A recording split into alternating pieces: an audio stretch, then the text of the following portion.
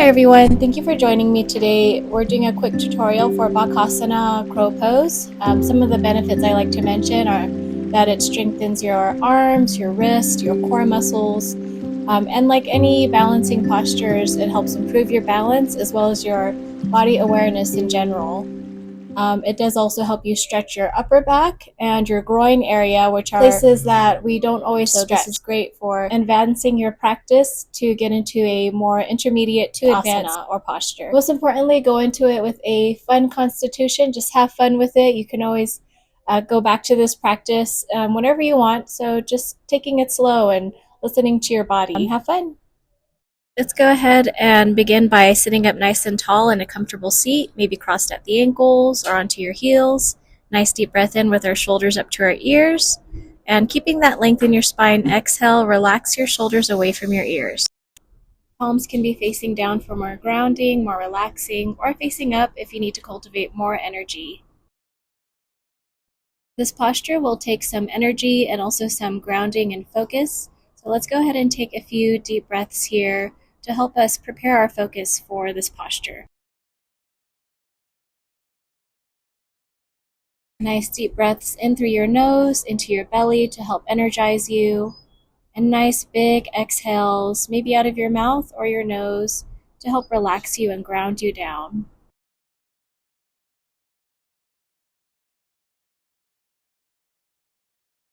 And while breathing here, just bringing your attention, your awareness to what you think you need more of to get into this posture. If you need maybe more energy, taking nice deep big breaths in, or if you think you need more concentration or focus to help you with the balance that's needed for this posture. And bringing your hands to your heart center, go ahead and set that intention to hold with you throughout this practice. Your intention can even be to just have fun with it or to build more strength. Whichever it is, go ahead and bring your hands to your heart to really hone in that intention, taking a nice deep breath with it, equal exhale. Getting into a few preparatory poses here. Begin to walk your hands forward as far as you'd like, keeping that length in your spine to just wake up our hips. Just really focusing on that breath flow and moving it through any spaces that you feel are a little tighter, that can use more of a release. And rising up here, switching the cross of our ankles to just reach any spaces in our hips that we didn't stretch before. Adding movement with our arms, stretching our arms out to our sides and then up towards the sky. Exhale, palms together and down to our heart. Inhale, stretching your arms up, lifting up and out of your waist. On your exhale, move your hands down to your heart. And just doing that one more time here. But this time as you begin to exhale, twisting to your right, left hand on your knee, right hand behind you, keeping that length in your spine. Breathing here. Exhale your head to center. Sweeping your arms up on your next breath to twist on the opposite side. Right hand on your knee, left hand behind you. Sit up nice and tall before twisting to your left. Come back to center, stretch your arms up overhead, and then again walking them forward as far as you'd like. And just anchoring your awareness onto your breath to open up any spaces in your hips that can help you release tension so that we can practice this posture safely and relaxed. Then coming forward into a tabletop, hands under shoulders, knees under hips, just doing a few rounds of cat-cow here on your own breath. So on every inhale, dropping your belly, heart forward, chin up. On every exhale, pulling in your belly to round your upper spine, chin to chest. Just focusing on your own breath here. One breath, one movement.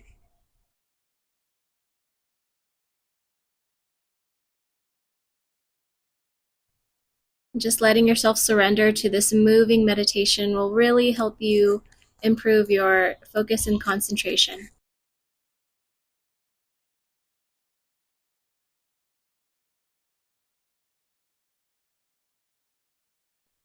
Just really dropping into your body and moving with intention here. Nice deep breath to stretch up. Exhale to pull in, tuck in.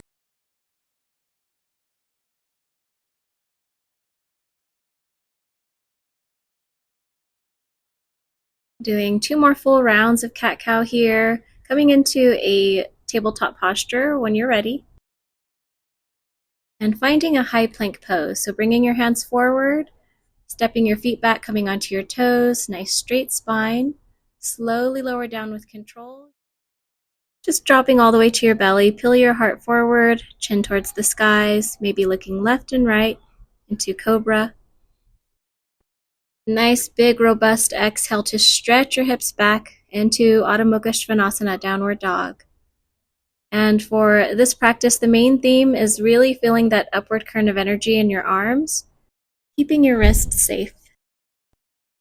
On your next breath, floating your right leg up nice and high, exhale your knee to your left elbow. Inhale, float your right leg up nice and high. Exhale to your right elbow. 2 more times, inhale, float it back up, and then towards your left elbow. Last time, building strength in our arms here, so important for crow pose. Exhale to your right elbow. Floating it up nice and high before bending at the knee, opening up at the hips, maybe rotating your leg or your ankle, just to make it nice and fluid, and then stepping forward into Warrior One. Grounding down that right foot, squeeze your inner thighs together to rise up. Virabhadrasana, and you want to make sure your front heel is aligned with the arch of your back foot. Hips square to the front of the mat. Nice strong arms all the way up to your fingertips, but shoulders releasing down. Nice deep breath in before exhaling into Warrior Two. So your feet is the same, but your arms are opened out to a T. Feel your knee move toward the pinky toe side of your foot, feeling that nice stretch in your thigh. Breathing here before leaning forward, reverse your warrior, and then cartwheeling your hands down to the outsides of your feet to go through a flow, Chaturanga Dandasana. Slowly lowering with control, feeling that lift in your arms. Exhaling into Downward Dog. And repeating that sequence on our left side, float that left leg nice and high behind you before exhaling your knee to your right elbow, inhaling back up. Exhale your knee to your left elbow. Again, keeping that lift in your arms. 1 more round here on each side. Exhaling to your right elbow, really deepening your breaths to power you through it. Inhale back up, exhale, finally to your left elbow. Once you float your left leg back up, go ahead and bend at the knee, open up at the hips, and your choice to either rotate your leg or your ankle before sending your knee to your chest and stepping forward into Warrior One, Virabhadrasana.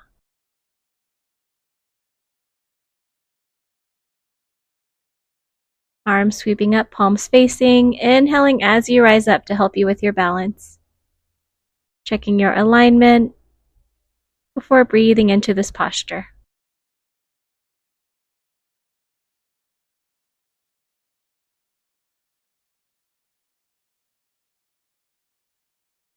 Reach up nice and tall through your fingertips on your next breath before exhale, Warrior Two. So your hips are square to the long side of the mat. Your feet are in the same position. Arms out to a T. Reaching forward on your next breath to sweep your left hand up and reverse your warrior, bending deep into that front knee. Big exhale, cartwheel your hands down to the outsides of your feet, step back and flow, Chaturanga. 1 breath, 1 movement. Inhaling your heart forward into Upward Dog or Cobra. Exhale, Downward Dog. Taking some deep, settling breaths here in stillness. On your next breath, float your right leg up nice and high before stepping it forward between your hands. We're going to drop our knee down into a low lunge. So staying onto your back toes, squeezing that energy in between your thighs to rise up. And just leaning forward through that front knee to feel a nice stretch there. Arms reaching up, palms facing. gazing forward. Staying for another breath before exhaling both hands to the instep of your right foot, and then reaching your left hand up to add a twist in your low lunge. Take a nice deep breath, finding length in your arm before reaching back for your left foot. And just staying lifted up through that left arm. You can put a block underneath your left hand if you'd like. And then coming back to the front of your mat, come onto your toes of your back foot and go into your downward dog. But we're going to bring our knees down to hover just above the mat. And this just builds strength in our lower body here. Again, keep that upward energy in your arms and breathe. And then just stepping back into your downward dog briefly before walking your hands back to come into a forward fold. Just stretching out the back of your legs, your calves, hamstrings. Doing whatever else feels nice in this forward fold, maybe looking left and right. Maybe inhaling up for a half lift to fall deeper into your fold. And then we're going to come into a half lift together, inhaling up and sitting into a deep chair pose, Utkatasana. So sitting nice and deep in that chair pose, arms at a 45-degree angle. Take a nice deep breath before releasing down into your forward fold to rest. And then just walking your hands forward to get back into that downward dog. And right now we're just cultivating a nice foundation of strength so that we can get into crow pose with a stable foundation. So hang in there, you're doing great. Inhale, floating your left leg up nice and high. And then exhale, stepping it forward, coming into that low lunge. Dropping your right knee down, staying onto your toes. Arms sweeping up, palms facing. And taking a few breaths here. Maybe bending deep into that front knee to feel a nice stretch here. Bringing our hands to the mat on the instep of our left foot, planting them down. Before sweeping your left hand up towards the sky, gazing up toward it to find that twist, and then bringing your left hand to your back foot. And again, you can put a block underneath your right hand if that helps you open up a little more into this twist. Just keeping a steady breath flow to help you here. Slowly with control, release your right foot before bringing both hands down and back to your mat. And then stepping back into that downward dog to bring our knees down to hover just above the mat. Breathing through this here. Nice deep empowering breaths. Stretching out your legs to walk your hands back into your forward fold. And just deepening this stretch however you feel called. Maybe hooking onto your elbows to rock side to side. One more nice breath here before getting into that deep chair pose. First coming into half lift and then sitting back, keeping your knees stacked above your ankles. Gazing forward, breathing through it. Big releasing exhale to come into your forward fold. And walking your hands forward to come into a downward dog, but just for a moment, we're going to drop our knees down to come into extended child's pose. So arms stretched out towards the front of your mat. Sitting back onto your heels, feeling your tailbone reach towards your mat, and taking a few deep breaths here to regain your energy, to restore. So we've built that nice foundation of strength, but now we just need to rest and restore so that we have enough energy to get into our crow pose. And so you have the option to pause this video and just stay in your child's pose a bit longer if you need more rest, or you can come into your downward dog. From here, we're going to find Malasana garland pose. And from there, we're going to get into that full crow pose practice. So walking your feet out as wide as your mat, and then walking your hands back to sit down through your tailbone, sitting into a squat or garland pose, hands at your heart center. You can put a blanket underneath the heels of your feet if that helps you here. You can rock side to side just to create more fluidity in your hips. And this is a space you can rest into throughout your crow pose practice. So fingers spread out nice and wide, plant them firmly into the mat. We want to keep them shoulders width distance apart. And then we're going to bring the soles of our feet together behind us, hips up nice and high, because we want to plant our knees into our armpit, are stacked right above our elbows, right above our wrist. So with the soles of your feet together, keeping your knees wide and into your upper arms, lean forward. You can feel your feet getting nice and light, lifting one toe back, lifting the other toe back, just practicing here and keeping your gaze forward. Keeping your gaze forward is so important so that you don't do a little somersault here. And if you do, no worries, you can get right back into the practice. Now, if you're ready to fully venture into it, plant your knees into your upper arms, keep your gaze forward, lift both toes up and back, pulling in your belly. You can hold and breathe into this pose for a few breaths, and whenever you need to rest, come back into your garland pose. Maybe flip your palms onto your mat so you're stretching out your wrist. And another way you can relax from this posture is coming into a frog pose, just bringing your legs out to 45-degree angles, and just stretching out your hips, stretching out the front of your thighs, just regaining your energy. If frog pose is a little intense for you, you can just come all the way onto your belly, and with your right arm, reach back for your right foot, gazing back toward it, and switching sides, doing whatever feels best for you in this rest.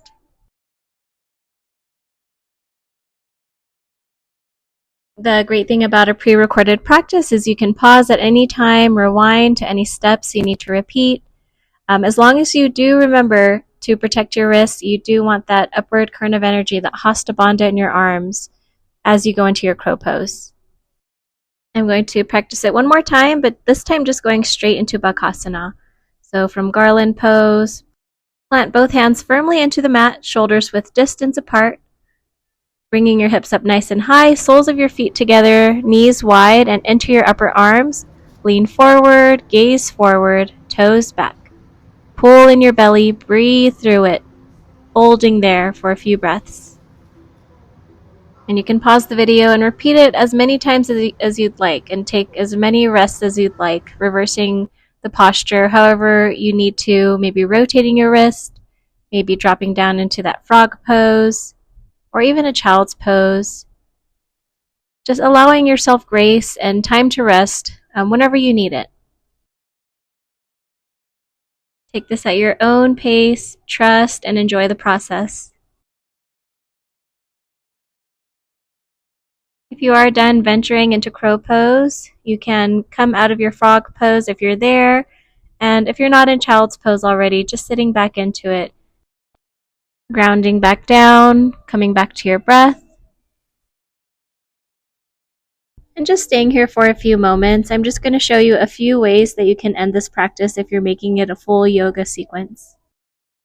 When you're ready, breathing in, coming up from your child's pose in thunderbolt, so you can stretch your arm up nice and high and place it on your right ear. Not pushing it down, just adding some weight there to stretch the side of your neck. And then switching sides here, stretching up your hand before placing it onto your opposite ear. And your opposite arm is extended out to your side, just adding more length. Stretching both arms up nice and high in Vajrasana to just go back into a few of those twists. Bringing your left hand on your right knee, right hand behind you. Breathing through it. Back to center with your arms back up towards the sky so you can twist on your opposite side. Just nice ways to reverse and release any of the tension from the strength building. Another great reversal posture would be stepping our hands back, lifting up through our heart center, up through our chin. We can be a little hunched over when practicing crow pose, so any heart opening posture is great to reverse. Rising back up into thunderbolt, bringing our hands to our heart center, maybe revisiting that intention that you set at the beginning of this practice, and just offering yourself gratitude no matter how far you've gotten into your crow pose. You did great. I hope that you can benefit from this practice, whether through your mind, your body, your spirit. Have a beautiful day, and I'll see you next time. Namaste.